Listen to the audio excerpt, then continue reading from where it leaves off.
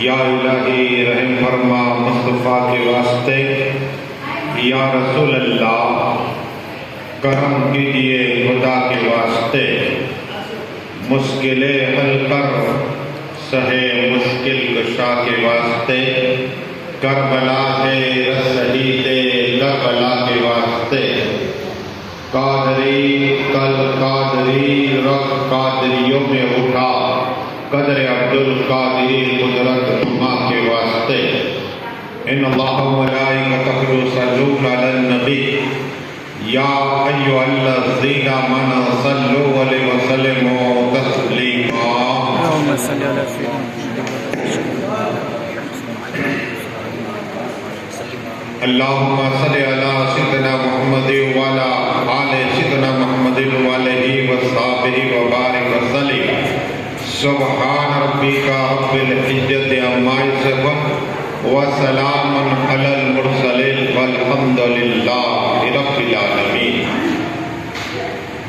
الحمدللہ نحمدہ ونصلی علی رسول الکریم، اما بعد فاعوذ باللہ من الشیطان الرجیم، بسم اللہ الرحمن الرحیم، وکونوا مع الصادقین۔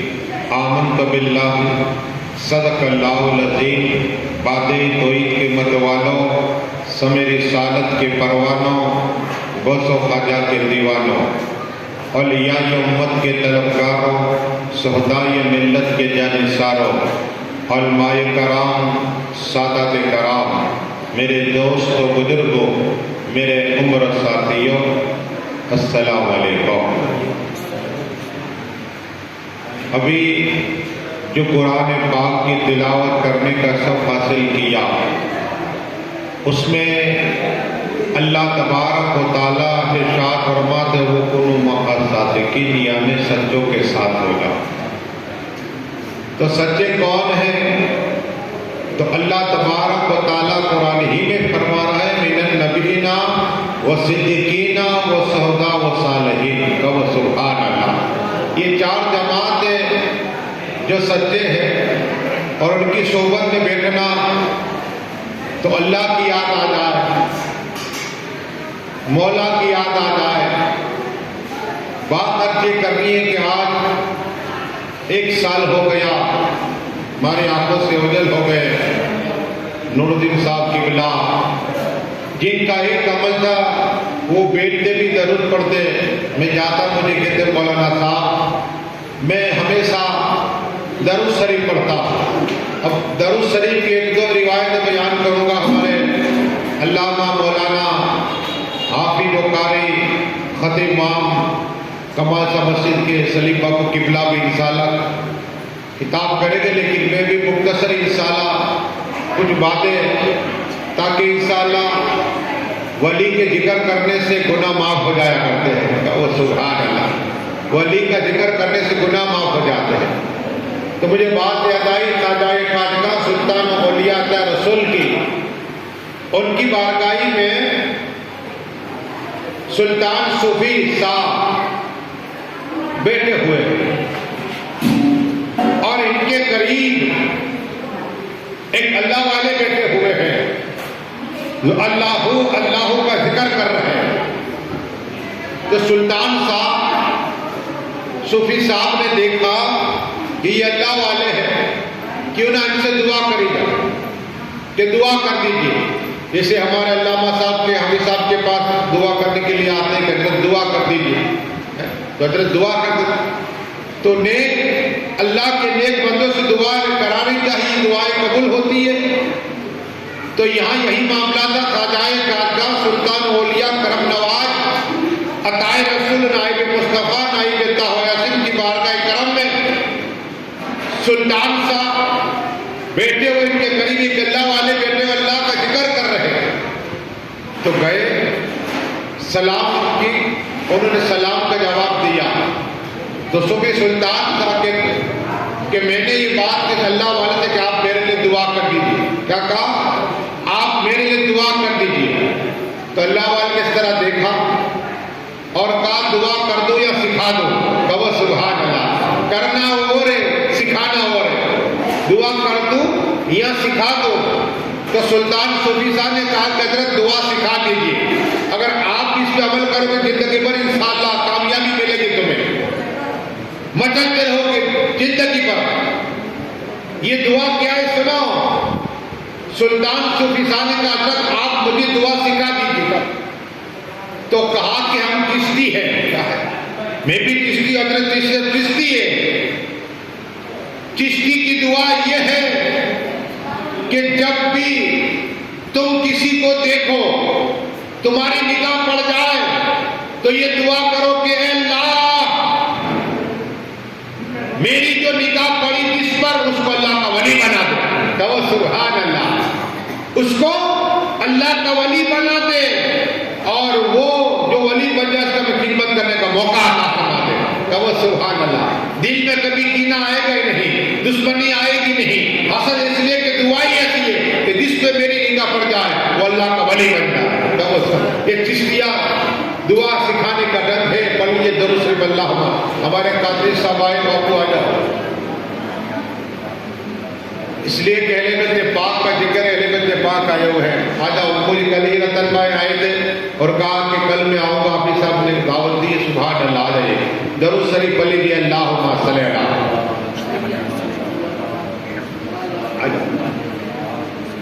تشریف لائیے۔ تو بات عرض کرنی تھی کہ سلطان صوفی صاحب نے کیا کہا کہ میں نے اللہ والے سے دعا سیکھی، تو تم بھی اس طرح دعا کرنا کہ اللہ جس پہ میری نگاہ پڑ جائے اللہ کا ولی بن جائے۔ اب بات آئی درود شریف کی، مدینہ شریف کی، مجھے بات یاد آئی کہ وہ مدینہ شریف مسکرانا کیا ہے۔ آقا صلی اللہ علیہ وسلم مسکرانے، اپنے مومن بھائی کو دیکھ کے مسکراؤ، مسکراؤ۔ اب ثواب کتنا؟ ہمارے باپو بھی بہت پہاڑ دیکھا انہوں نے، ہمارے حافظ صاحب نے بھی بہت پہاڑ دیکھا، میں نے بھی دیکھا، بہت پہاڑ بہت بڑا وسیع ہے، لیکن وہاں اس کا قبرستان بھی ہے، اور قبرستان میں جنگ ہوئی کے لیے اور عرض کرنی وہی مدینہ شریف۔ آقا صلی اللہ تعالی علیہ وسلم فرماتے ہیں، جنت کے مالک فرما رہے ہیں، حوض کوثر کے مالک فرما رہے ہیں، تمام نبیوں کے امام فرما رہے ہیں صلی اللہ تعالی علیہ وسلم کہ جب تم اپنے مومن بھائی کو صرف دیکھو تو مسکراؤ۔ تو جس مومن بھائی نے دیکھ کے مسکرایا نا، اللہ تبارک و تعالی احد پہاڑ دیتا، سونے کا احد پہاڑ بن جائے اور اس کا صدقہ دیا اللہ کا ثواب عطا فرماتا ہے۔ کہو سبحان اللہ۔ کتنا سونا احد پہاڑ جتنا صدقہ کیا اللہ کی راہ میں، اللہ کا ثواب عطا فرماتا ہے۔ صرف مومن کو مسکرانے کا اتنا ثواب ہے، اور اگر آگے بڑھ کے تم نے السلام علیکم کہہ دیا تو اللہ تبارک جنت میں تمہارے سونے چاندی کا محل پیدا فرما دے گا۔ کہو سبحان اللہ۔ اور آگے بڑھ کے مصافحہ کر دیا قسم خدا کی، اور یہ پڑھ دیا اللہم صلی علی سیدنا محمد وعلی آل سیدنا محمد وعلی وسلم۔ فرماتے کہ ان دونوں ہاتھ الگ ورس ملے، دونوں کے گناہ اللہ معاف فرما دیتا ہے۔ تو پڑھیے درود شریف اللہم صلی علی۔ تو نور الدین صاحب قبلہ بیٹھ کے اٹھتے درود شریف پڑھا کرتے تھے۔ اب یہ درود کی ایک اور بات سنا دو تاکہ ان کی روح خوش ہو جائے، ایسے بھی خوش ہوگی، لیکن درود کی بات رسول پاک کو ہے۔ آقا فرماتے صلی اللہ علیہ وسلم، ہمارے پیر خواجہ حبیب اللہ کا چشتی، قادری، سہروردی، نقشبندی، کلندر پوری کتاب لکھی فیضان درود سے، اور یہ بھی کہتے بیٹا ان کے بھی درود پڑھو، کھڑے ہو کے درود پڑھو، لیٹ کے جہاں موقع ملے درود پڑھتے رہو ہر وقت۔ اب میں نے ایک درود پڑھا، اللہم صلی علی سیدنا محمد وعلی آل سیدنا محمد وعلی وسلم۔ اب یہ درود پڑھا، اللہ ایک فرشتہ مقرر کرتا ہے اور یہ درود لے کر آقا کی بارگاہ میں پہنچ جاتا ہے۔ کہو سبحان اللہ۔ اب نام آئے گا کہ حافظ صاحب نے بھی درود پڑھا، باپو نے بھی درود پڑھا، حافظ صاحب کے ابا کا نام کے نور صاحب کے بیٹے نے بھی درود پڑھا۔ کہو سبحان اللہ۔ باپ کا نام بھی آئے گا، بیٹے کا بھی نام آئے گا۔ کہو سبحان اللہ۔ تو یہ جتنی بار پڑھے اتنی بار ایک ایک فرشتہ اللہ مقرر کرتا رہے گا اور آقا کی بارگاہ میں درود پیش کرتا رہے گا۔ پڑھیے درود شریف اللہم صلی علی۔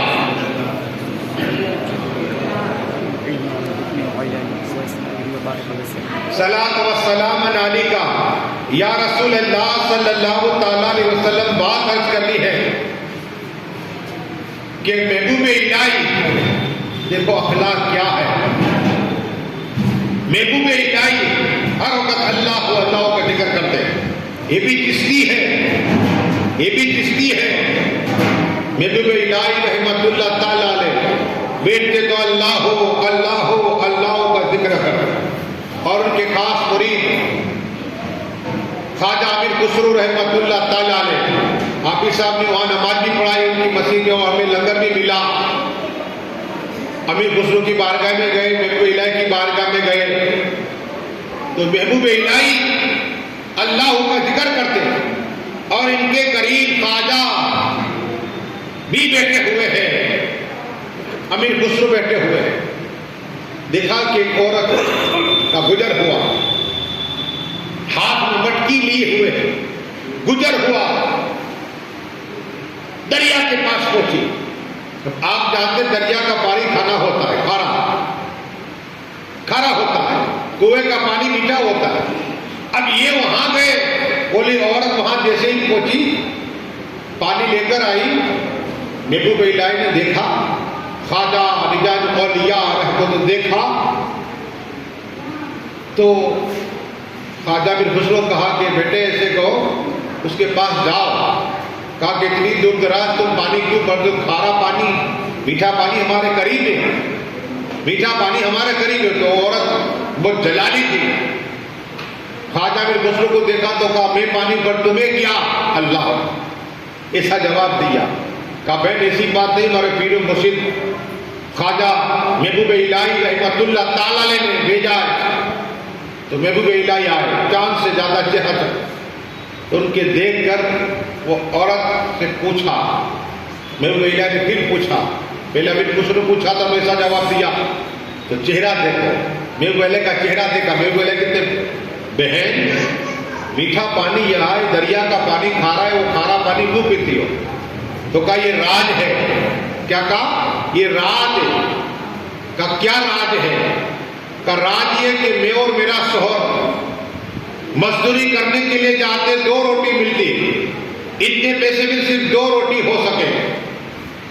1 روٹی میرا شوہر کھاتا ہے, 1 میں کھاتے. کیا؟ تو کہا یہ کھارا پانی کا مقصد کیا ہے؟ کہا دیکھو کھارا پانی میں روٹی ہم کھاتے ہیں تو بھوک کم لگتی ہے, اور اگر میٹھا پانی ہم پیئیں گے تو کھانا ہجم ہو جائے گا.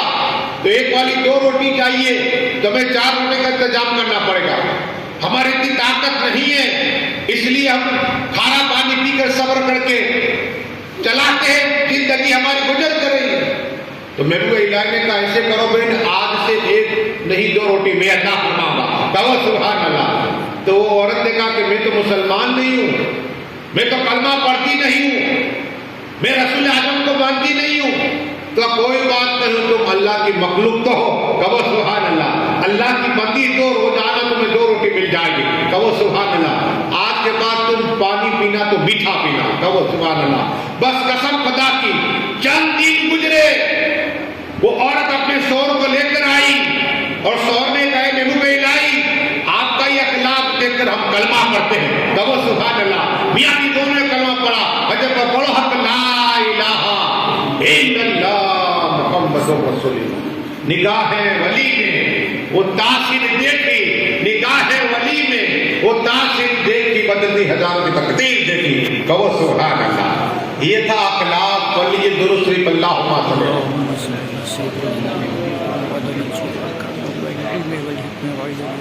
نور الدین صاحب قبلہ بیٹھ کے درود پڑھتے. ایک اور بات سنی, مدینہ شریف ہے اور 2 نام ہیں, شیخ ابو ناصر اور منظور احمد بھی کہتے انہیں. یہ بھی اللہ والے ہیں. یہ رسول پاک کی بارگاہ میں پہنچے. منظور احمد رسول پاک کی بارگاہ میں پہنچے اور پڑھتے الصلاۃ والسلام علیک یا رسول اللہ, الصلاۃ والسلام علیک یا حبیب اللہ, الصلاۃ والسلام یا نبی اللہ صلی اللہ علیہ وسلم. پڑھتے رہے, راتوں جاری ہے. منظور احمد روتے روتے ان کی آنکھ بند ہوئی. کیا دیکھا کہ ایک نورانی چہرے والا شخص ہے، نورانی چہرے والا شخص کھڑا ہے اور چاروں طرف گلاب کے پھول، جس طرح یہ نا چاروں طرف گلاب کے پھول ہیں، کہیں زیادہ ہے کہیں کم ہے، کہیں زیادہ ہے جیسے تھوڑے ہیں، کہیں زیادہ پھول ہے گلاب کے. تو رہا نہ گیا، منظور احمد نے کہا اس شخص کے کہ یہ پھول ہر جگہ کہیں زیادہ ہے، کہیں زیادہ کہیں کم ہے، یہ کیا بات ہے؟ تو وہ شخص جو پھولوں کے پاس کھڑا تھا انہوں نے کہا اے منظور احمد، نام بتایا خان کے اندر، اے منظور احمد تجھے لوگ شیخ ابو ناصر بھی کہتے ہیں، سن یہ جہاں جہاں ڈگلی پڑی ہوئی نا پھولوں کی، جو رسول پاک پہ درود پڑتا ہے کہ درود شریف کی ڈگلی ہے، کہو سبحان اللہ، پھول کی شکل میں، پھول کی شکل میں ہے یہ اللہ، اور نام بھی ہے، کیا نام بھی اس کے. تو شیخ منظور احمد نے کہا کہ حضرات کیا میرا نام ہے؟ کہا قریب چلا جا تو تھوڑے پلٹوں سے نام لکھا ہوا تھا منظور احمد، کہو سبحان اللہ. تو یہ رونے لگ گئے، اس حضرت کے سامنے رونے لگ گئے اس شخص کے. تو کہا روتا کیوں ہے تو؟ کہا کہ میرے تھوڑے سے، تو کہا تو نہیں تھوڑے ہی درود پڑے، اگر زیادہ پڑھتا تو زیادہ بھول ہو جاتے. کہو سبحان اللہ. تم درود شریف پڑھتے ہو، اللہ تبارک و تعالیٰ پھول اسی طرح جہاں جہاں جو زیادہ پڑے گا اسی طرح ان کی نگربانی کرتا ہو. کہو سبحان اللہ. تو آپ بھی جھک کے درود شریف پڑھ لیجیے، اللہم صلی اللہ. یہ مدینہ شریف میں واقعہ ہوا. لیکن ایک اور بات مجھے بات یاد ہے، اس لیے بیٹھ کے اٹھتے آپ درود شریف پڑھا کرو، بے شمار فضیلتیں. لیکن اللہ کے ولی کا ذکر سنو.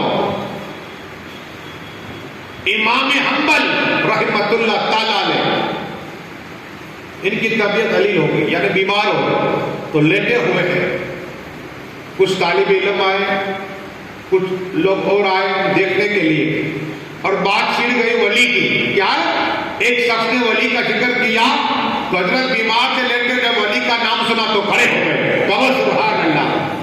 امام حنبل کس طرح ہم کیا کرتے، دائیں بائیں گھومتے، لیکن ولی کا ذکر کا ادب سنو.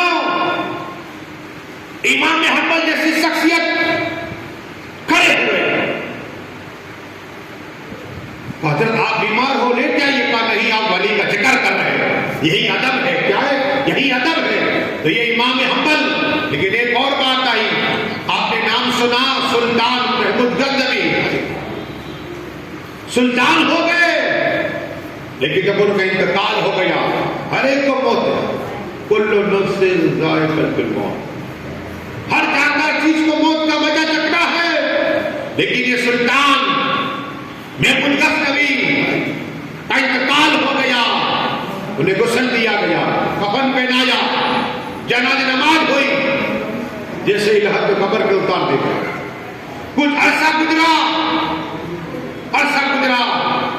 تو قبر ایک پتھر ہٹ گیا. کیا پتھر ہٹ گیا تو لوگوں نے دیکھا کہ کفن صحیح سلامت ہے. کہو سبحان اللہ.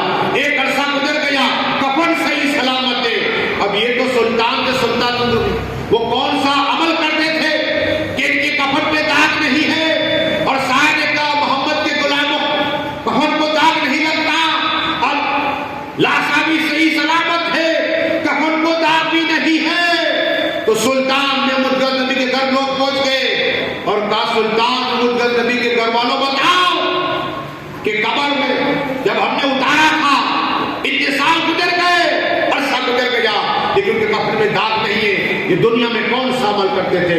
تو گھر والوں نے بتایا کہ روزانہ سلطان محمود غزنوی 1000 مرتبہ درود شریف پڑھا کرتے تھے.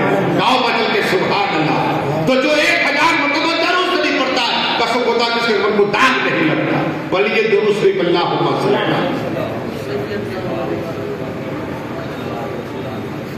صلاۃ و سلام علیک یا رسول اللہ صلی اللہ علیہ وسلم. سنو بات آئی جو آقا فرماتے ہیں جنت کے مالک ماں اور باپ کیا ہے؟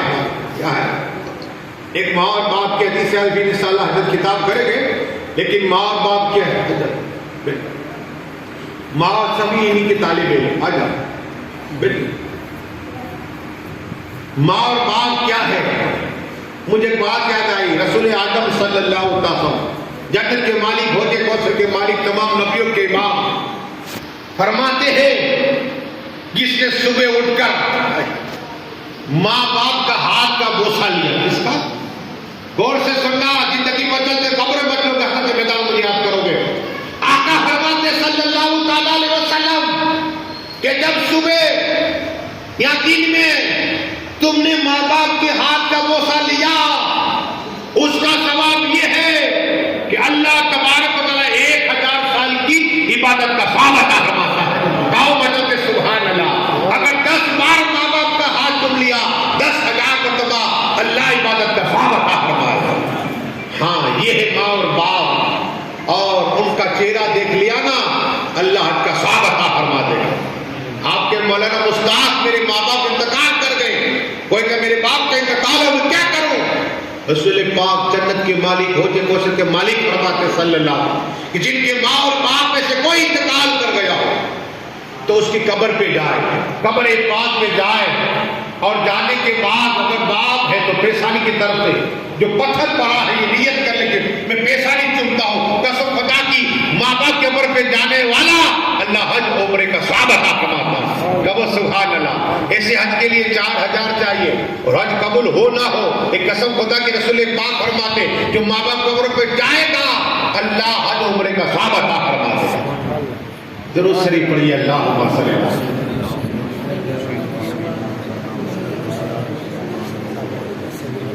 اسی طرح پیر کا چہرہ دیکھنا بھی عبادت ہے. کہو سبحان اللہ.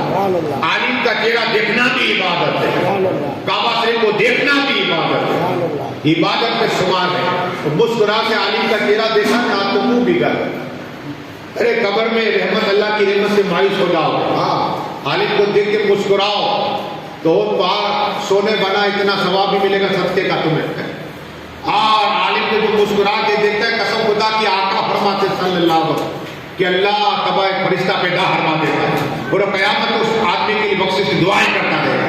قبر میں بھی ہوگا لیکن بخشش سے دعائیں چلتی رہے گی. ہاں قبر میں ہوگا لیکن بات آئی تو سنو درود شریف پڑھیے اللہم صلی اللہ علیہ وسلم.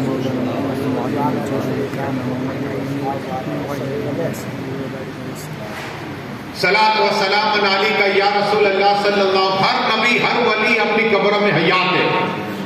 بخاری شریف کی حدیث اٹھاؤ. بات مجھے یاد ہے بخاری شریف کی. بخاری مقرر لگانے والوں سنو امام بخاری رحمۃ اللہ تعالی علیہ فرماتے ہیں کہ مدینہ شریف میں رسول پاک صلی اللہ علیہ وسلم پردہ فرمانے کا 30 سال کے بعد یہ واقعہ ہوا یا 90 سال واللہ العالمین.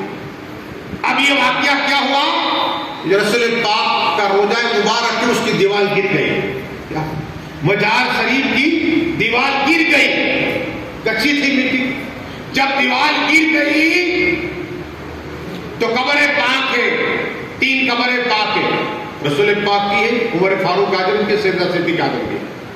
تو ایک قبر پاک سے پتھر بھی ہٹ گیا تو پیر دکھا رہا تھا اور پیر سے نور نکل رہا تھا. کہو سبحان اللہ. بدل کے کہو سبحان اللہ. 80 سال ہو گئے رسول پاک کو پردہ فرمائے لیکن قسم خدا کی آقا کے دو وہ جانثار ہے وہ دیوان مستان رسول پاک کے آقی کے غلام ہے. 2 خادم بھی آرام فرما رہے ہیں. اس لیے آقا نے کہا تھا صلی اللہ علیہ وسلم کہ میرے 2 وزیر دنیا میں 2 وزیر آسمانی کائنات میں. کہو سبحان اللہ. اچھی یا رسول اللہ وہ کون ہے؟ کہ ایک صدیق اعظم دوسرے عمر فاروق اعظم. آسمان پہ ایک جبرائیل امین ہے دوسرے میکائیل ہے. کہو سبحان اللہ. میرے آقا دنیا آخرت کے سلطان اللہ کے بعد تمام فضیلتیں اور مقام اللہ نے رسول پاک کو عطا فرما دیا. ہاں یہی عقیدہ رکھو. سر سے لے کر پیر تک پہنچے جائے میرے آقا صلی اللہ علیہ وسلم. وہ رسول ہاشمی صلی اللہ علیہ وسلم مزار کی دیوار گر گئی. ایک پیر دکھا رہا ہے اس میں سے نور نکل رہا ہے.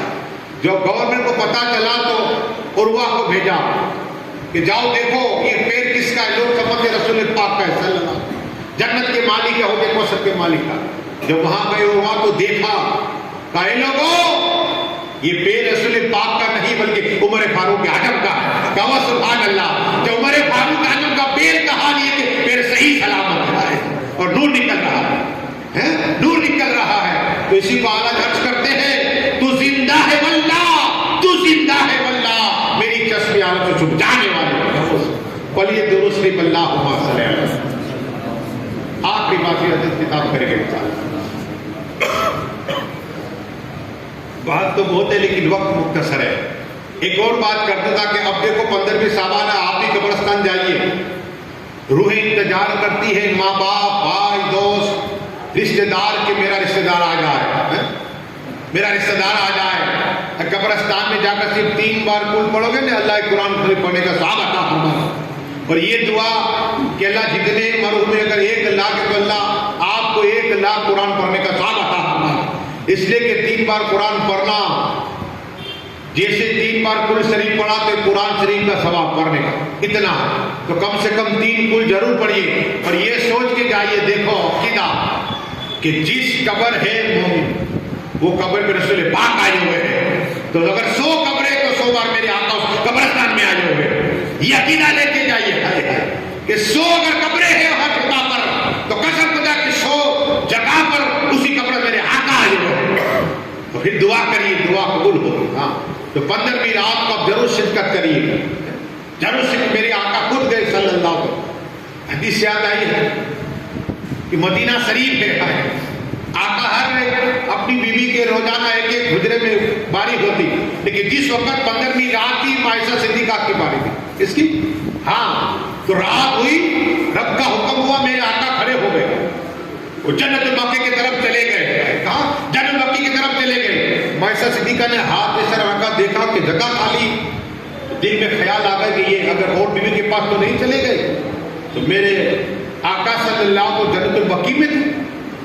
तो आयशा सिद्दीका ने पूरे कमरे में देखा और हर एक कमरे में देखती रही, नजर नहीं आए।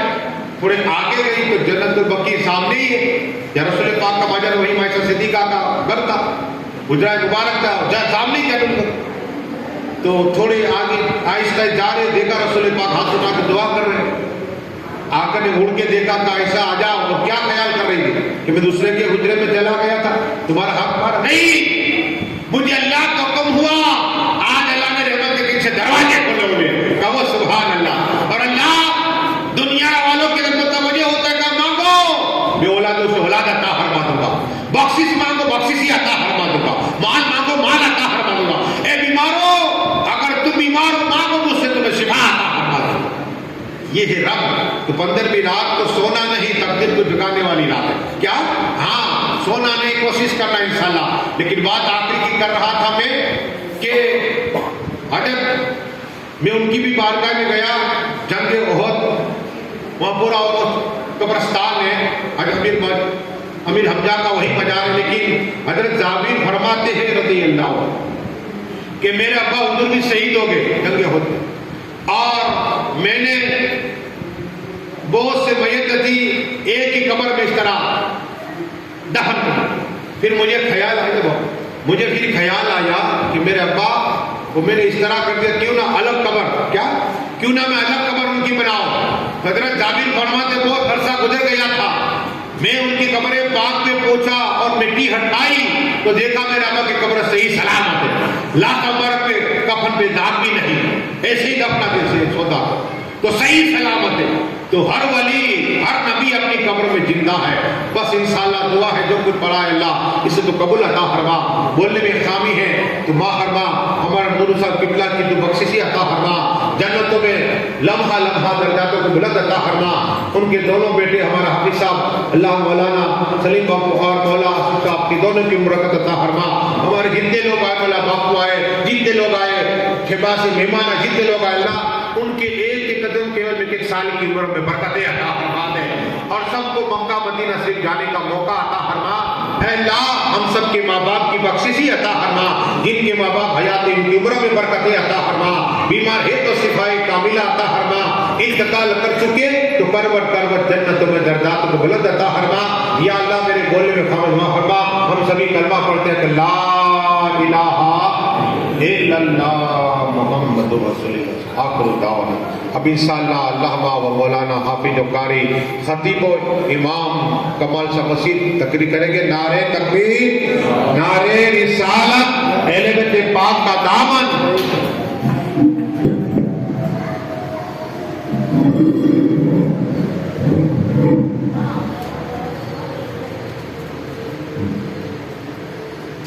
الفاتحہ.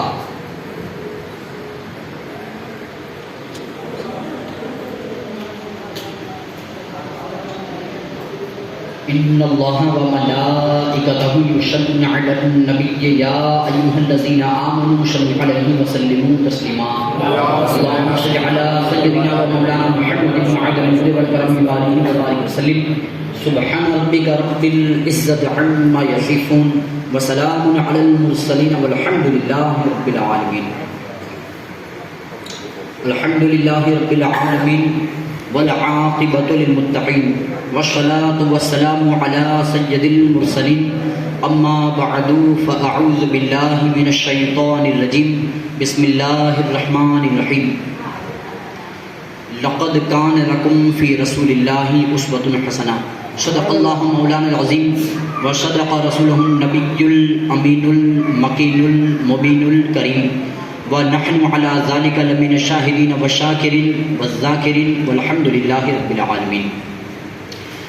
بعد توحید کے متوالوں، شمع رسالت کے پروانوں، غوث و خواجہ ورضا کے دیوانوں، اولیاء امت کے جانثاروں، شہدائے ملت کے طلبگاروں، انیس الغریبین، مراد المشتاقین، شفیع المذنبین، اکرم الاولین، افضل الآخرین، جان عالمین، طٰہٰ و یاسین، رحمت للعالمین، مصباح المقربین، سراج السالکین، راحت العاشقین، محبوب رب العالمین، احمد مجتبی محمد مصطفیٰ صلی اللہ تعالی علیہ وسلم کی بارگاہ بے کس پناہ میں غلامی کا ثبوت دیتے ہوئے بآواز بلند درود شریف کا نذرانہ پیش فرما لیں. اللہم صل علی سیدنا و مولانا محمد وعلی الجود والکرم وآلہ وبارک وسلم. قرآن عظیم کی مشہور اور معروف آیت کریمہ تلاوت کرنے کا شرف حاصل کیا، جس میں اللہ تبارک و تعالیٰ ارشاد فرماتا ہے لقد کان لکم فی رسول اللہ اسوۃ حسنہ. رسول اللہ صلی اللہ تعالیٰ علیہ وسلم کی زندگی ہمارے لیے بہترین نمونہ عمل ہے. مطلب یہ نکلا کہ زندگی گزارنی ہو تو کسی کے نقش قدم پر گزارنی چاہیے. کسی مرحلے میں اور کسی میدان میں آگے بڑھنا ہو تو کسی کامیاب کو دیکھنا چاہیے کہ وہ کس طرح سے کامیاب ہوا، اور پھر اس کی اداؤں کو اپنا لینا چاہیے، اور وہ ادائیں انسان کو کامیاب بنا دیتی. لوگ ہسٹری پڑھتے ہیں بڑے بڑوں کی تو اس سے پھر سبق حاصل کرتے ہیں کہ یہ فلاں اگر سائنٹسٹ ہوا ہے تو اس کے پیچھے یہ فلسفہ تھا اور اس کی یہ محنتیں تھیں. اگر یہ فلاں آدمی آج اس عہدے پر فائز ہے تو اس کے پیچھے اس کی اتنی محنتیں تھیں. اس طرح سے لوگ سیکھتے ہیں. اور دوسرا ذریعہ سیکھنے کا یہ کتابیں ہیں. لوگ کتابیں پڑھ کر کے آگے بڑھتے ہیں، اس میں جو کچھ لکھا ہے اس پر عمل کرتے ہیں، اور اس طرح سے پڑھ کر کے پھر آگے بڑھتے چلے جاتے ہیں. تو رسول اللہ صلی اللہ تعالیٰ علیہ وسلم اس روئے زمین پر ایک ایسی عظیم ہستی ہے کہ ہر ایک نے آپ کی زندگی سے سبق لیا اور وہ آگے بڑھتا چلا گیا. کسی سے میں نے یہ سنا تھا کہ گاندھی جی نے یوں کہا تھا کہ اگر امام حسین جیسا صبر اگر اور کسی کے اندر ہوتا تو سارے لوگ کامیاب ہو جاتے اور بغیر کچھ کیے ہوئے پورے دیش کو آزادی مل جاتی. کیوں؟ کہ امام حسین ذات کا نام ہے کہ جو اخلاق سے لبریز ہے، صبر کے وہ پیکر ہیں، بردباری آپ کے اندر ہے، علم آپ کے اندر ہے، اچھے اخلاق آپ کے اندر سمائے ہوئے ہیں. شیریں گفتگو آپ کی تھی کہ آپ کی گفتگو کوئی سنتا تو ان کی گردنیں نہیں ان کے دل جھک جاتے تھے، اتنے پاورفل تھے. اس لیے مثال دی کہ اگر امام حسین جیسا صبر اگر آ جاتا تو لوگ کامیاب ہو جاتے. تو یہ وہی بات ہو گئی کہ کسی کے نقش قدم کو اپنا لینا. تو کوئی یہ نقش قدم اپنا لیتا صبر کے میدان کا تو وہ کامیاب ہو جاتا. تو یہاں تو ہم بات کر رہے ہیں رسول اعظم کی، جو امام حسین اعظم کے نانا جان ہے، کہ ان کی کیا بات کریں کہ آپ ہر فیلڈ میں، ہر میدان میں یکتا روزگار نظر آتے ہیں. آپ صاحب قرآن ہیں، قرآن آپ پر نازل ہوا، قرآن خزانے سے لبریز ہے، اور جن کو یہ قرآن دیا گیا وہ شخصیت بڑی اونچی ہے. آج قرآن ہم تک پہنچا تو رسول اللہ کے ذریعے سے پہنچا، ان کے واسطے اور وسیلے سے پہنچا. کوئی نہیں جانتا تھا کہ یہ قرآن خزانہ کیا ہے، عربی لینگویج سے کوئی واقف نہیں تھا، اس کے رموز و اسرار اور اس کی حکمتوں سے کوئی آگاہ نہیں تھا کہ اس کے اندر کیا خزانہ چھپا ہوا ہے. حضور سے یہ آگے بڑھتا چلا گیا، صحابہ کرام نے لیا، پھر صحابہ کرام سے ہوتے ہوئے ہم تک پہنچا. تب ہم جان سکیں کہ اس آیت کا مطلب یہ ہوتا ہے. یہ آیت اس باب میں کام آتی ہے، یہ آیت سے یہ مسئلہ نکلتا ہے. یہ سب کو پتہ چلتا گیا. حضرت عبداللہ بن عباس بہت بڑے مفسر گزرے کہ آپ نے قرآن کی تفسیر بیان فرمائی. حسن بصری اس کے جانکار تھے، آپ نے اس کا ٹرانسلیٹ کیا. اس طرح سے دور آگے بڑھتا چلا گیا اور اس کے جانکار آئے، لوگوں نے عربی سے واقفیت حاصل کر لی اور اس کا ٹرانسلیٹ کیا، اس کی تفسیریں کی، اس کا خلاصہ کیا کہ یہ آیت کا ترجمہ اور اس کا یہ خلاصہ ہے. اس طرح سے پہنچتا چلا گیا. مگر یہ ساری چیزیں جو تیار ہوئی، سارے مسائل جو تیار ہوئے، ہے کس لیے؟ کہ ہمارے عمل کرنے کے لیے، کہ ہم اس پر عمل کریں اور اپنی زندگی کو کامیاب بنائیں. زندگی کامیاب بنے گی تو پھر قبر کی منزل بھی بہتر ہوگی، اور قبر کی منزل بہتر ہوگی تو پھر آخرت بھی بہتر ہوگی. اس طرح سے یوں کڑی جوائنٹ ہے کہ ایک طالب علم، ایک ودیارتھی اگر شروع سے اگر محنت کرے تو جتنے امتحان آتے جائیں گے اس میں وہ کامیابی حاصل کرتا چلا جائے گا. تو ہمیں سیکھنے کے لیے قرآن بھی اللہ نے عطا فرمایا، اور معلم کائنات، معلم قرآن، قرآن کو سکھانے والے رسول اعظم بھی عطا فرمائے کہ آپ ان کی اداؤں کو دیکھو تو آپ کامیاب ہو جاؤ گے. آپ قرآن کو پڑھو تو آپ کامیاب ہو جاؤ گے. ہر ایک میدان کے اندر کسی کو دیکھنا پڑتا ہے، تب ان کو دیکھ کر کے سمجھ میں آتا ہے کہ جب یہ کامیاب ہے، اگر ہم اس طرح کریں گے تو ہم بھی کامیاب ہو جائیں گے. دیکھو اگر عورتوں کو کامیابی حاصل کرنی ہے عبادت کے میدان میں تو انہیں حضرت فاطمہ زہرا طیبہ طاہرہ حضور کی لخت جگر کو دیکھنا ہوگا، اور ان کی ہسٹری، ان کی تاریخ پڑھنی ہوگی کہ ان کی زندگی کیسی تھی. جب ہم نے تاریخ اٹھائی تو پتا چلا کہ ہماری ماں کا علم یہ ہے عبادت کے میدان میں کہ وہ اس قدر عبادت کرتی تھی، حسنین کریمین کو سلا دیتی، ٹھنڈ کا زمانہ ہوتا، رات ہوتی، کام کاج سے فارغ ہو جاتی اور رات کو عبادت کے لیے کھڑی ہو جاتی. رات بھی چھوٹی پڑتی تھی، پھر آخر میں آپ کہتی کہ اے پروردگار عالم، تو نے یہ رات تو بنائی ہے عبادت کے لیے، ریاضت کے لیے، آرام کے لیے، مگر مجھے یہ رات کم پڑتی ہے. اپنی اس بندی کے لیے رات کو اتنا طویل، اتنا لمبا بنا کہ وہ دل کھول کر کے عبادت کرے. یہ حضرت فاطمہ کی عبادت کا علم تھا.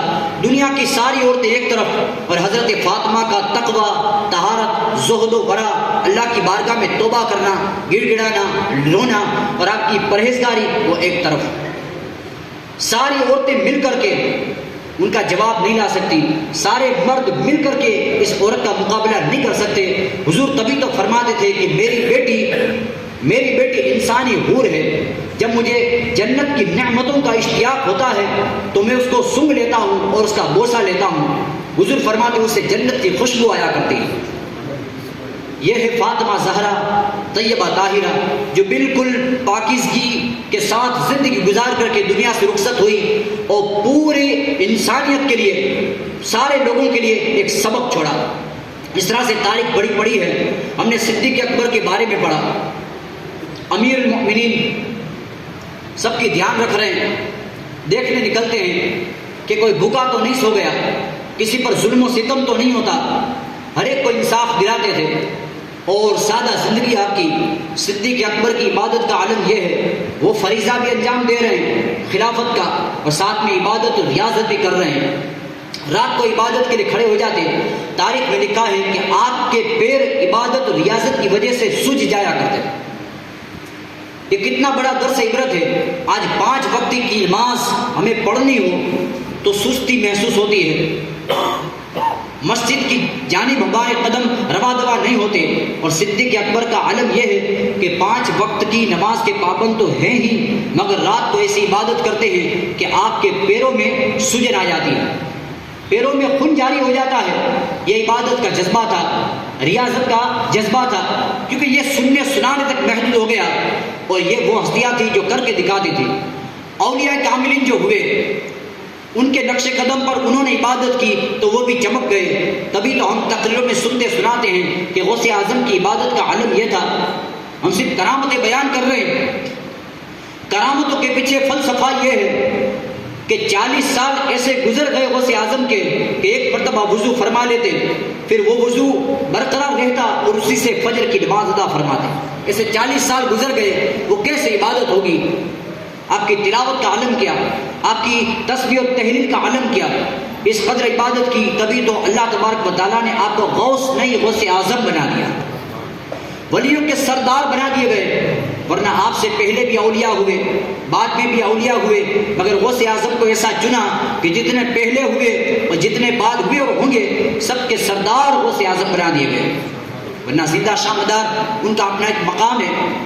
غوث اعظم سے پہلے ہوئے، تقریباً 500 سال کی عمر پائی، 500 سال کی عمر، اور دنیا کو کوئی خطہ ایسا نہیں کہ جہاں تشریف نہیں لے گئے، اور آپ نے عبادت و ریاضت تو ایسی کی کہ ان کی مثال بیان کرنے سے ہماری زبان قاصر ہے، مگر پھر بھی مرتبے میں غوث اعظم رضی اللہ تعالیٰ عنہ ایسے نکلے کہ آپ سب کے سردار ہو گئے، سب کے سردار۔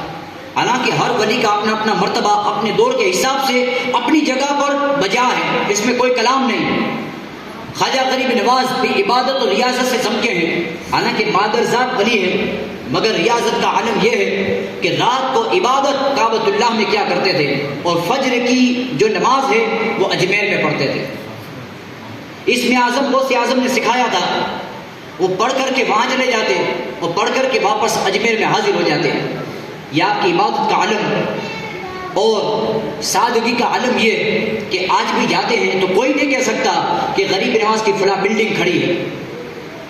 اس دور میں بھی ایسی سادگی کا علم تھا کہ خادم کہہ دیتا کہ اتنے لوگ کھانے کے لیے آئے ہیں اور کھانے کے لیے اتنے سامان کی ضرورت ہے، آپ مصلی اٹھاتے اور خادم سے کہتے کہ جتنی ضرورت ہے یہاں سے لے لو اور سب کو سیراب کر دو۔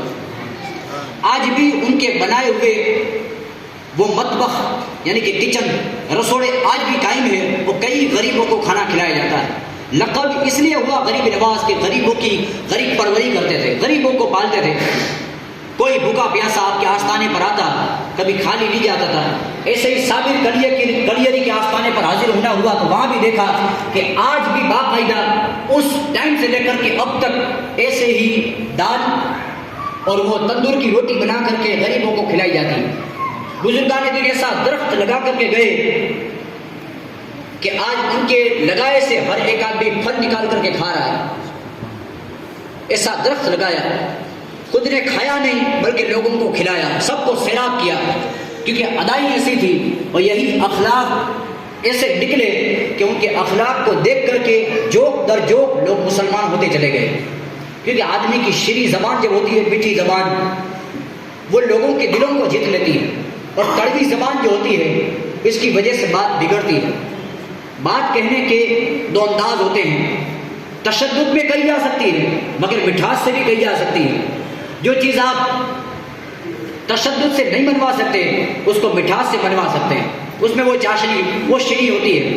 تبھی تو قرآن نے سکھایا ادعو الی سبیل ربک بالحکمت والموعظۃ الحسنہ، کہ لوگوں کو اگر بلانا ہے تو شیریں گفتگو سے بلاؤ، وہ تمہارے قریب آ جائے گی، اور تمہاری جو گفتگو ہے ان کے دل و دماغ میں اثر کر جائے گی۔ اس لیے لوگوں کو سنجیدگی سے اور مٹھاس سے سمجھاؤ تو لوگ سمجھ پائیں گے، اور ایسی بھاشا میں گفتگو کرو جس بھاشا میں وہ سمجھتے ہیں۔ کوئی ایسی ہارڈ بھی بات نہ ہو کہ ان کے سر سے گزر جائے۔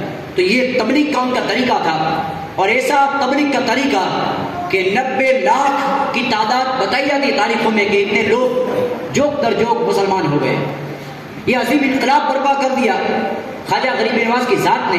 آج کوئی کسی کی بات ماننے کے لیے تیار نہیں، غصہ زنی کی نوبت آ جاتی ہے، وہاں غریب نواز ایسا ایک نمایاں کام انجام دیتے ہیں کہ تاریخ حیران ہے، تاریخ دا حیران ہے اس کو بیان کرنے سے کہ 90 لاکھ لوگ آپ کی بات مان کر کے مسلمان ہو گئے، وہ بھی کیسے کہ اڑیل راجپوت جس کو ہم دربار کہتے ہیں، اڑیل راجپوت جو کسی کی بات ماننے کے لیے تیار نہیں، پتھر دل تھے، ان کے دلوں کے اندر، ان کے دل کے اندر ایمان کی شمع کو روشن کر دیا، اور ان کے اندر سے کفر کو نکال کر کے ایمان کا جذبہ پیدا کر دیا، اور مسلمان ہونے پر ان کو آمادہ کر دیا۔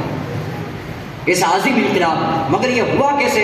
ان کے پیچھے اخلاق کام کر رہا تھا اور رسول اللہ کا طریقہ کام کر رہا تھا کہ میرے رسول اعظم مدینہ میں کس طرح سے سمجھاتے تھے، طائف کے بازاروں میں کیسے خدمت کرتے تھے، کیسے سمجھاتے تھے، مکہ کے اندر اگر کافروں کے اندر انقلاب آیا تو کیسے آیا، بس وہی ادا اپنا لی اور کامیاب ہو گئے کہ رسول اللہ صلی اللہ علیہ وسلم قرآن پڑھتے، کیونکہ یہ کی کتاب تھی جس نے انقلاب برپا کر دیا، قرآن پڑھتے تھے، بازاروں میں جا کے قرآن سناتے، وہ بھی عربی کے جانکار تھے، جب قرآن کی عربی سنتے تھے تو دل ہل جاتے تھے، لرزہ برندام ہو جاتے، کب کب تاری ہو جاتی کہ ہاں یہ کون سا قرآن ہے جو دلوں کو موہ لیتا ہے، دل جیت لیتا ہے اور سوچنے پر مجبور کرتا ہے کہ یہ کیسا کلام جو حکمت سے لبریز ہے۔ لوگ آتے، چند بار قرآن سنتے، حضور کے قدموں میں گرتے اور مسلمان ہو جاتے تھے۔ اس طرح سے مکہ سے اسلام اٹھا تھا، مدینہ پہنچا، طائف کے بازاروں میں پہنچا، یہاں تک کہ سبحان اللہ پوری دنیا میں اسلام آ گیا۔ یہ الگ بات ہے کہ لوگ فرقوں میں بٹ پڑے، مگر قرآن کا پیغام تو ایک ہی تھا کہ ایک اللہ کی عبادت کرو، اور یہ رسول اللہ اس کے پیارے بندے، اس کے رسول ہیں، ان کے فرامین کو مانو اور ان کے نقش قدم پر چلو تو کامیاب ہو جاؤ۔ ایک یہ فرمان تھا، جو لوگوں نے سمجھ لیا وہ اس پر چلے اور کامیاب ہو گئے۔ آج فہرست میں ان کو ہم اولیاء اللہ کہتے ہیں کہ وہ کامیاب ہو گئے، انہوں نے ان کو اپنا لیا۔ پھر یہ صدیق اکبر کہ جن کی عبادت کا عالم یہ کہ ان کے پیروں میں سوجن آ جاتی ہے، اور عبداللہ بن زبیر وہ بھی امیر المؤمنین رہے۔ عبداللہ بن زبیر کی عبادت کا عالم یہ کہ رات کو کھڑے ہو جاتے، آپ کے پاؤں میں سے خون کے فوارے جاری ہو جاتے، مگر کبھی عبادت اور ریاضت آپ نے نہیں چھوڑی۔ اس سے ہمیں سبق یہ ملتا ہے کہ 5 وقت کی نماز جو ہم پر اللہ نے فرض کی ہے اس کو پابندی کے ساتھ ادا کریں، اس کو جانے نہ دیں، کیونکہ اس میں کامیابی چھپی ہوئی ہے۔ فَإِذَا قَضَيْتُمُ الصَّلَاةَ فَاذْكُرُوا اللَّهَ، جب تم نماز پوری کر لو تو ذکر خدا کرو، وَاذْكُرُوا اللَّهَ كَثِيرًا لَعَلَّكُمْ تُفْلِحُونَ، اور اللہ کا ذکر کثرت سے کرو تاکہ تم فلاح پا جاؤ، تم کامیاب ہو جاؤ۔ مگر لوگ آنے کے لیے تیار نہیں، تمہارے سارے کام بن جائیں گے۔ میں اپنے سے بنا کر کے نہیں کہتا کہ کوئی عربی بناؤں دماغ کے اندر اور آپ کے سامنے رکھوں، وہی بات سناتا ہوں جو خدا نے کلام مجید میں نازل فرمائی ہے کہ آپ کی کامیابی کس میں ہے؟ آپ کی کامیابی اس میں ہے فَاذْكُرُونِي أَذْكُرْكُمْ وَاشْكُرُوا لِي وَلَا تَكْفُرُونَ، کہ تم میرا ذکر کرو، میں تمہارا چرچا کروں گا۔ تمہارا چرچا کیا ہے؟ کہ جب تم نے مجھے یاد کر لیا تو میں تمہیں اتنا فیمس کر دوں گا، اتنا پرکھیات کر دوں گا، اتنا مشہور و معروف کر دوں گا کہ لوگ گھر میں تمہارا نام لیں گے کہ فلاں ہے جو ایسا ذکر خدا کرتا ہے کہ ایسا ہم نے نہیں دیکھا۔ مولانا مست صاحب جن کا جام نگر میں مزار شریف ہے، میں اور حضرت دونوں کی تعریف لینے کے لیے گئے تھے، اتنے بڑے عبادت گزار کہ بیان کرنے والوں نے بیان کیا، لنڈی بازار میں کسائی مسجد میں عبادت اور ریاضت کرتے تھے اور غالباً وہی رہتے تھے۔ ایک دودھ والا گیا اور رات کے عالم میں حضرت نے منع کیا تھا کہ رات کو کبھی میرے پاس نہ آنا، مگر اس نے بات نہ سنی اور گیا حضرت کے پاس۔ جب اس نے دیکھا وہ منظر چھپ کر کے تو کیا دیکھا کہ حضرت کے جسم کا ہر پرزہ الگ تھا اور ہر پرزے سے آواز آتی تھی اللہ اللہ، ایک ایک ٹکڑا اللہ کہتا تھا۔ وہ سمجھا کہ حضرت اب دنیا میں نہیں رہے، دنیا میں اب نہیں رہے، ان کا انتقال ہو گیا۔ جب صبح کو دیکھا تو کیا دیکھا کہ مولانا مست سر سے لے کر پاؤں سے لے کر کے سر تک باحیات، ایک خرچ بھی نہیں ہے، ایک زخم بھی نہیں ہے، بالکل صحیح سلامت ہے۔ مگر حضرت کی طرف سے یہ چیز کہنا منع تھی، اس لیے آٹومیٹکلی اس کی زبان بند ہو گئی، وہ گنگا ہو گیا، وہ بول ہی نہیں سکا کہ حضرت کی عبادت کا عالم یہ ہے۔ تو جو سچے ہوتے ہیں وہ اپنی عبادت کو چھپاتے ہیں، وہ بتاتے نہیں کہ میں ایسا عبادت گزار ہوں۔ ایسے ہی دوسرے صوفی تاریخ میں گزرے غریب نواز کے خلیفہ ثانی حمید الدین ناگوری، ایک حمید الدین ناگوری دلی میں ہے جو آپ کے خلیفہ اول ہے، جن کی کچلی سے 32,000 فوج کو سیراب کیا گیا۔ آپ سوچو، عقل حیران ہے۔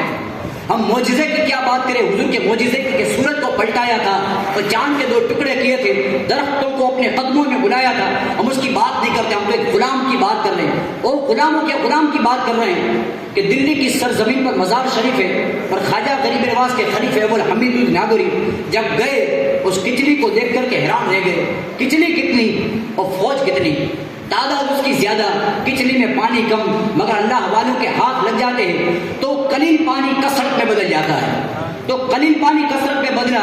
خادم نے بتایا کہ حضرت یہ وہ کچلی ہے کہ ایک زمانے میں ایک جنگ ہوئی تھی، شمس الدین التمش کی فوج تھی جو پیاسی ہوئی تھی، حضرت کی اس فوج، حضرت نے اسی کچلی سے ان کو پانی پلایا، 32,000 فوج نے پانی پیا۔ سبحان اللہ، یہ اللہ والے ہوتے ہیں، مگر پیچھے عبادت و ریاضت کام کرتی ہے۔ ایسے حمید الدین ناگوری ثانی دوسرے، جن کو صوفی صاحب کہتے ہیں، فارسی میں مزار پہ لکھا تھا، صوفی وہ نہیں جو اپنے آپ کو ظاہر کرے، صوفی وہ ہے جو دنیا سے روپوش ہو جائے، اپنے آپ کو چھپا دے، ایک کمرے میں بند، کوئی اس کو پہچانے نہیں، دنیا اس کو جانے نہیں کہ یہ کیا ہے، کہ ہمارے بیچ میں رہ رہا تھا، چلتا تھا پھرتا تھا، آنکھوں کے سامنے سے گزرتا تھا، مگر پہچان نہیں سکے کہ یہ کیا ہے۔ آج اس کے پردہ فرمانے کا وقت آیا تو پتا چلا کہ یہ تو اللہ والا نکلا، یہ تو خدا رسیدہ نکلا، واصل بحق نکلا، کہ آج جان پائے کہ یہ کیا ہے۔ ایسا ہی حقیقت میں ایسا ایک واقعہ بن گیا، غریب سائیں ابھی راجستھان میں پردہ ہی فرمایا تھا کہ ان کا پہلا عرس شاید آیا تھا، اس کے بعد ہی میں وہاں پر پہنچا تھا اجمیر میں۔ خادم نے بتایا کہ ابھی ایک ہی عرس گیا اور ابھی حضرت نے پردہ فرمایا ہے، کہا کہ بیکانیر میں رہتے تھے اور ایک پولیس والے کے ساتھ گاڑی لے کر کے گزرے جہاں پر آپ کا مزار ہے، کہا اس جگہ سے گزرے اور وہ جگہ ان کو پسند آ گئی، کہا کہ یہ جگہ میں خریدنا چاہتا ہوں، مجھے چاہیے۔ دماغ میں ان کے یہ چل رہا تھا کہ اللہ کی جانب سے یہی پردہ فرماؤں گا، کیونکہ وہ پہلے سے جانتے تھے۔ گئے تلاش کرنے کے لیے، یہ زمین کس کی ہے؟ کہا فلاں کی ہے۔ کہا یہ زمین مجھے چاہیے۔ جس کی زمین تھی وہ بولا کہ حضور والا میں بڑا غریب آدمی ہوں، میرے پاس کچھ بھی نہیں، میری جو بیٹیاں ہیں وہ گھر کام کرتی ہے اور اسی سے ہمارے گھر کا گزارا چلتا ہے، زمین ہے میری مگر گروی پڑی ہے، چھڑاؤں کیسے، اتنے پیسے بھی میرے پاس نہیں ہیں۔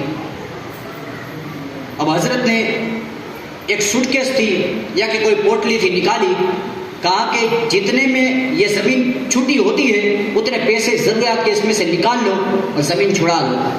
یہ حقیقت بن چکی ہے اور اس کو زیادہ عرصہ نہیں گزرا، لاک ڈاؤن سے پہلے کی بھی بات کر رہا ہوں، 4 سال ہوئے، یہ رفیق بھائی بھی غالباً ہمارے ساتھ میں تھے، 4 سال ہوئے۔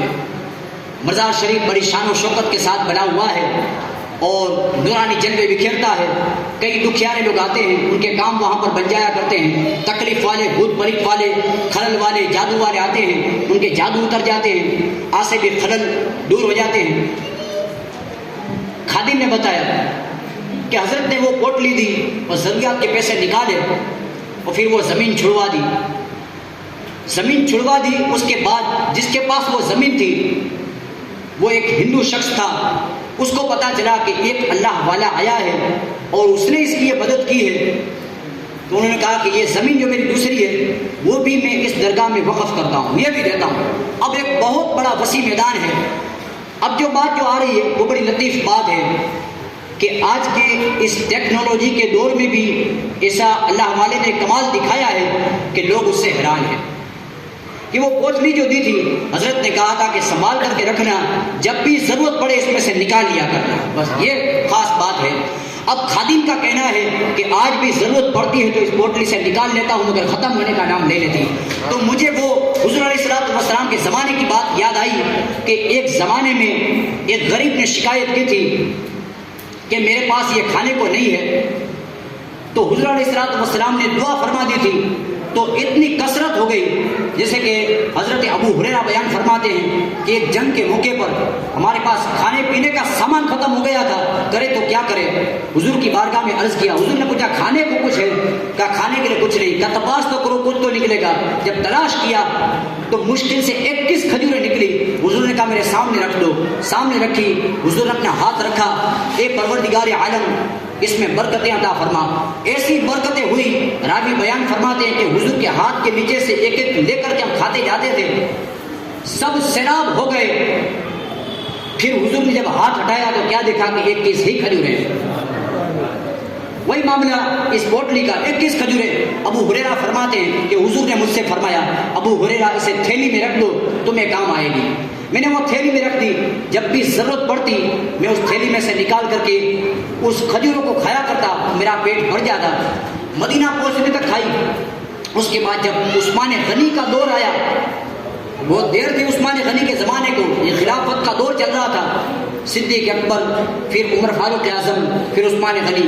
ابو ہریرہ بیان فرماتے ہیں کہ عثمان غنی کا دور آیا، تب میں نے اس میں دیکھ لیا اس تھیلی کے اندر کہ ختم کیوں نہیں ہوتی، آخر کیا بات ہے؟ جانتے تو تھے کہ حضور کی دعائیں ہیں، مگر جب دیکھ لی بس ایک سبب یہ بن گیا، جب دیکھی تو عثمان غنی کے دور میں وہ ختم ہو گئی۔ ایسے ہی غوث اعظم نے دعا دی تھی، ایک آدمی آیا، کہا کہ تکلیف ہے گھر میں کھانے پینے کی، کروں تو کیا کروں؟ آپ نے ایک مٹھی بھری گیہوں کی اور اس کو دے دی، کہا یہ لے جاؤ، رکھ لیا اس کے اندر، اور اس کی بیوی پیسواتی رہتی اور گھر والے کھایا کرتے، مہمان بھی کھاتے۔ ایک دن اس کے دماغ میں یہ بات آئی کہ چلو دیکھوں تو صحیح کہ آخر ختم کیوں نہیں ہوتا، جب دیکھا تو وہ ختم تھا۔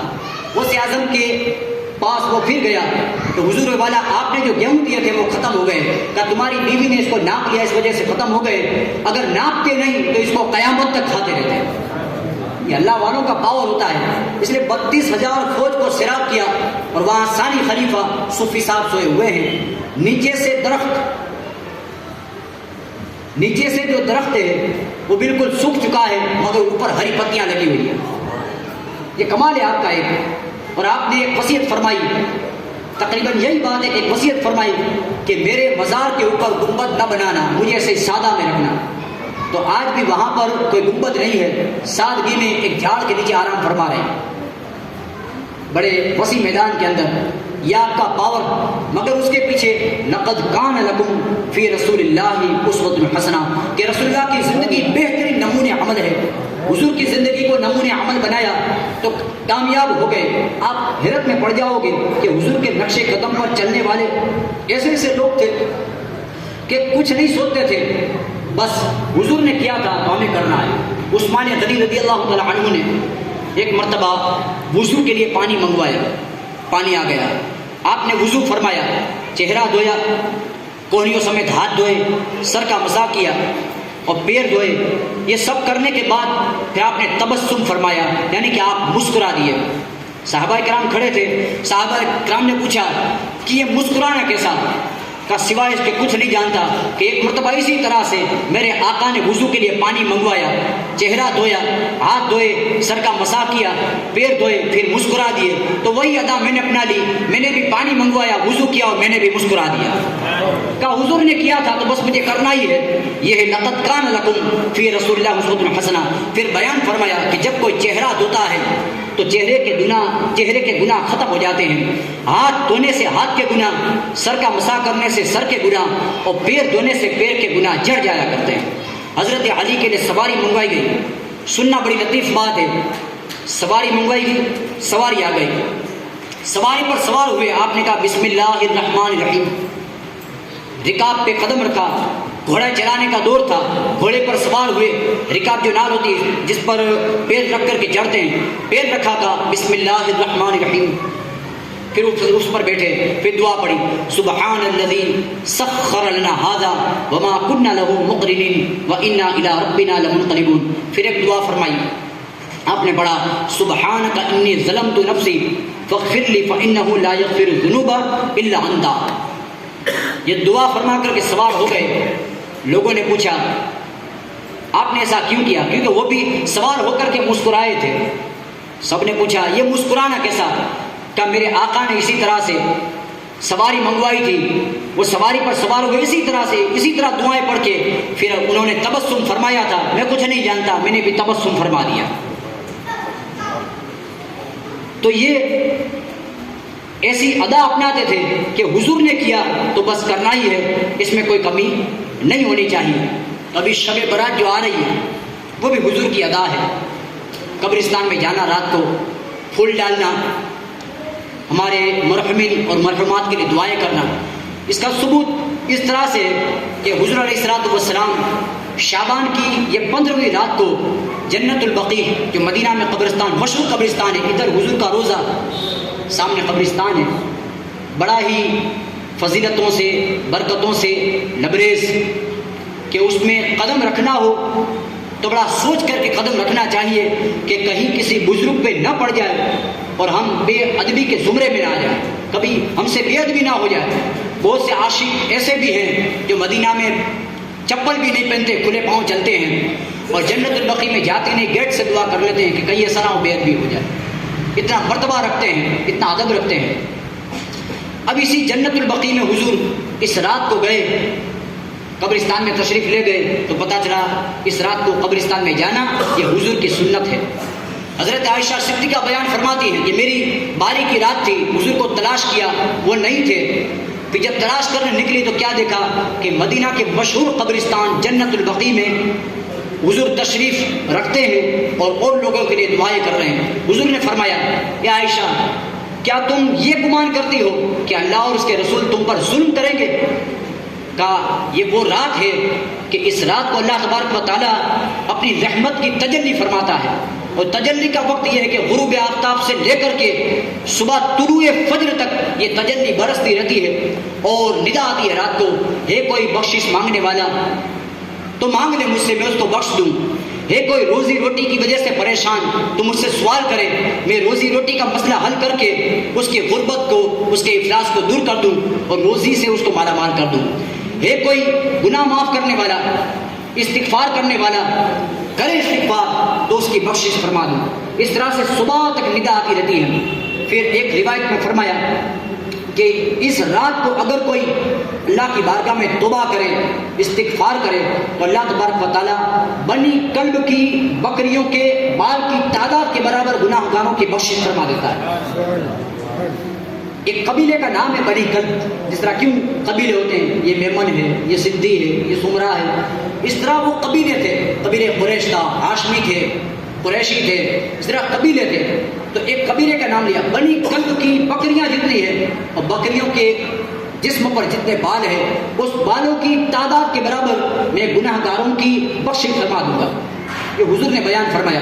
انسانوں کو چاہیے کہ اس رات قبرستان میں جائے تاکہ اللہ بخشش فرما دے۔ اور حضرت عائشہ صدیقہ بیان فرماتی ہے کہ حضور نے بیان فرمایا کہ اس سال جو بچہ پیدا ہونے والا ہوتا ہے وہ اس رات میں لکھا جاتا ہے۔ اسی میں بجٹ پار پڑ رہا ہے کہ اس سال جو بچہ پیدا ہونے والا ہوتا ہے وہ اسی رات میں لکھا جاتا ہے۔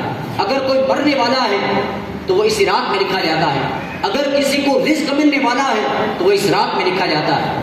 سوچو اس رات کی فضیلتیں اور برکتیں کتنی ہیں۔ آپ نے جنگ احد میں جو لوگ شہید ہو گئے تھے آپ نے ان کے لیے دعا فرمائی، پتہ چلا کہ دعا فرمانا یہ حضور کی سنت، قبرستان میں جانا یہ حضور کی سنت۔ اب یہ پھول ڈالنا کیا ہے؟ پھول کا جو خرچہ کر رہے ہیں، پھول ڈالتے ہیں، کیا اس کا بھی کوئی حدیث میں ثبوت ہے یا نہیں، یا ہم نے اپنے سے بنا لیا؟ اس کا ثبوت دیکھو، یہ ہے کہ حضور علیہ الصلوۃ والسلام ایک مرتبہ ایک قبرستان سے گزرے، آپ نے قبر پر نگاہ ڈالی، پتہ چلا کہ صاحب قبر پر عذاب ہو رہا ہے۔ آپ کو پتہ چلا کہ یہ پیشاب کے چھینٹوں سے بچتا نہیں تھا، اس وجہ سے اس پر عذاب ہو رہا ہے۔ آپ نے درخت کی ایک شاخ توڑی، ہری تھی، اس کی قبر پر لگا دی تاکہ جب تک یہ ہری رہے گی، ذکر خدا کرتی رہے گی، اس کے عذاب میں تخفیف ہوتی رہے گی، یعنی اس کا عذاب کم ہوتا رہے گا۔ دوسرے پر نظر ڈالی، پتہ چلا کہ یہ غیبت کیا کرتا تھا، چگلیاں کیا کرتا تھا، اور غیبت کرنے کی وجہ سے اس پر عذاب ہو رہا ہے۔ آپ نے درخت کی ایک شاخ توڑی اور اس پر لگا دی کہ جب تک ہری رہے گی اس کے عذاب میں کمی ہوتی رہے گی۔ پتہ چلا کہ پھول ڈالنا یہ بھی حضور کی سنت ہے۔ اس درخت کی شاخ لگانے سے پتہ چلا، تو جب وہ پتیاں ہری ہوتی ہے تو وہ پتیاں بھی تسبیح پڑھتی ہے۔ قرآن میں آیا سبح للہ ما فی السماوات و ما فی الارض، زمین اور آسمان کی ہر شے اور اس میں جو کچھ ہے سب اللہ کی تسبیح بیان فرماتی ہے، مگر ہم اس کی تسبیح کو نہیں سن سکتے۔ اور ٹیبل میں کوئی آواز بھی آ رہی ہے، دروازہ کھولتے ہیں، دروازہ کھولنے میں جو آواز آئی، کڑیوں میں جو آواز ہے، کڑی لگانے میں، تو پتہ چلا کہ ہر شے میں ذکر خدا چھپا ہوا ہے، مگر ہم اس کو سمجھ نہیں سکتے۔ قرآن کی اس آیت سے ثابت ہے سبح للہ ما فی السماوات و ما فی الارض، اللہ ہی کی تسبیح بیان کرتی ہے ہر شے جو زمین اور آسمان میں، زمین اور آسمان میں جو کچھ ہے اس کی تسبیح بیان کر رہی ہے۔ تو پتہ چلا کہ اگر عبادت کے میدان میں قدم رکھنا ہے اور کس طرح سے عبادت کرنی، تو ہمیں اپنے اوپر کے بزرگوں کو دیکھنا ہوگا کہ وہ کس طرح سے عبادت اور ریاضت کر کے گئے، اس کا ڈھنگ کیا ہے۔ اس پر ایک کتاب شیخ صحابی سہروردی نے لکھ دی، موارث المعارف، عبادت کیسے کرنی، ٹائم لکھتے اس کے، عبادت کرنے کے اوقات کیا ہے، رات کو کس قدر جاگنا، کس قدر نوافل کی کثرت کرنا، کس طرح سے عبادت کرنا، یہ سارا کا سارا اس تصوف کی کتاب میں بیان فرما دیا۔ ایسے لوگوں کی ایسی عبادت تھی، اللہ تبارک و تعالیٰ کی ذات اتنی بلند ترین ہے کہ اگر وہ چاہے تو بڑے سے بڑے عالم کو ایک گناہ کی وجہ سے جہنم میں ڈال دے، اور اگر وہ چاہے تو ایک نیکی کے سبب میں اس کو جنت میں ڈال دے، بھلے کتنا ہی بڑا گنہگار ہو۔ اس کی جو رحمتیں ہیں وہ بہت وسیع ہے، مگر بندے کو چاہیے کہ اس کی رحمتوں کو لینے کی وہ کوشش کرے۔ وہ کوشش ہی نہیں کرے گا تو کچھ نہیں پائے گا۔ حدیث پاک میں ہے من جدہ وجدہ، جو کوشش کرے گا وہ پائے گا۔ آپ نے کوشش نہیں کی اس عبادت کے میدان میں، آپ نے قرآن پڑھا نہیں، نہ قرآن پڑھنا سیکھا، تو پھر آپ کامیاب کیسے ہو سکتے ہیں؟ دنیاوی معاملات میں انسان کامیاب ہونے کے لیے کیا سے کیا کرتا ہے،